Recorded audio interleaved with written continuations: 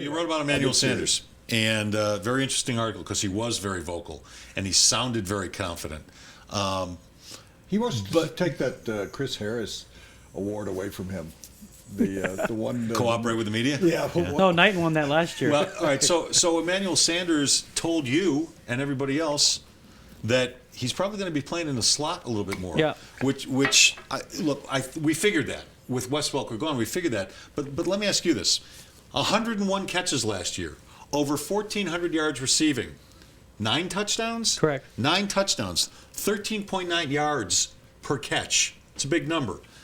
Is it smart to put him in the slot more, or is this a case of Gary Kubiak is just going to try and keep defenses off balance and move a lot of these guys around? Are we going to see Latimer in the slot at times? Are we going to see DT in the slot at times? How's that going to work? I don't think you're seeing DT in the slot. He was not comfortable in it at all last year, and part of the reason he didn't blame it, but he certainly cited as a reason for his early drops is he was not comfortable at all in the slot. But in Emmanuel Sanders, I don't like the idea of him being in the slot because I think he's undersized. It's a human pinball in that role. You get absolutely smashed. We've seen it with Wes Welker. Yeah. You are going to get hit from the back. You're going to get hit from the side. It's almost impossible to avoid contact. But in that case, I would say he's comfortable with it. And he's played it a lot in college at SMU. And in Pittsburgh. At Pittsburgh. Yeah. He's like, fine, if they want to put me there, fine. I don't like the idea, but if it's the athlete, and he's done it before, Woody. He thinks he's going to be fine. But for me, it's too big of a risk to lose him already without Julius Thomas. If Emmanuel Sanders were to go down for any significant amount of time, the offense takes on a completely different look. I totally agree with you. I think it is a virtually tragic mistake. I know he's played it. He played it before he got here. Right. The guy proved himself downfield last year. I like his play after the catch. And not only does he catch everything that's thrown to him, but he picks up yardage. I just think putting him in the most vulnerable position, I think, on the entire football field, even more so than quarterback. Because the quarterback's standing there. He can see what's coming at him. Right. Quarterbacks don't get hurt really that much in the pocket. Where they get hurt is when they kind of move outside and people can take shots at them when they are a live target. All the rules they pass to protect quarterbacks, that's really no longer a real vulnerable position where you're going to get injured as Tom Brady did, and that's why they passed another rule about you can't go at him toward his head or beneath him. You got this target area here. I think slot receiver is the worst spot on the whole football field for injuries, and we've seen it with Wes Welker. We saw it with Brandon Stokely. We've seen it with everybody that's ever played slot receiver. Well, and he was so good outside last year. He was a Pro Bowl wide receiver last year. Does he want to be in the slot? It's in 3 wide receiver sets. It's not going to be all the time, and I do think this is a work in progress.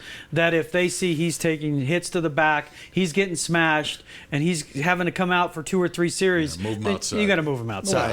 Well, I wouldn't wait to that because it's going to happen, and then he's going to miss 4 games because you're going, let's see how it works. But isn't this also a way to get Latimer on the field? Well, yes, but I would put Latimer there. No offense to Latimer, but I'd rather him get hurt.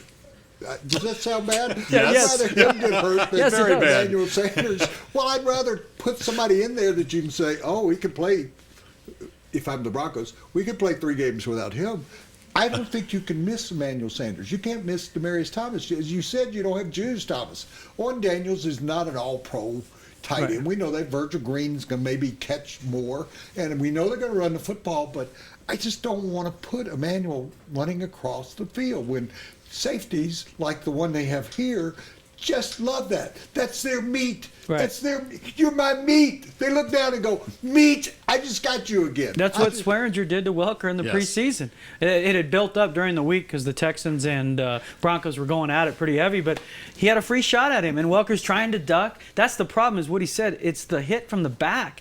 You can't really avoid it. I mean, and you can't just – and even when you watch Welker, he's basically ducking after he catches the ball, anticipating contact.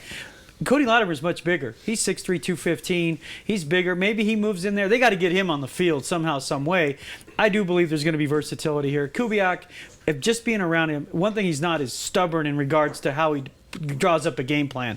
He's not going to say, we're keeping Emmanuel Sanders in here if it's somehow keeping him off the field. He'll fix it. Right. Hey, Troy Renck is here from the Denver Post, and this segment brought to you by Papa John's. Better ingredients, better pizza. Papa John's. Let's hear it for Papa John's. Oh, Yay! pizza today. That's how it works Yeah, around special here. guy. Yeah, that's how it We works run around Pizza. here. All right, let me move this out of the way. What do we guess today's pizza might be? Thank you. We don't have to tip Well, you, you do talk. we? Do we tip interns? I'll do it for free.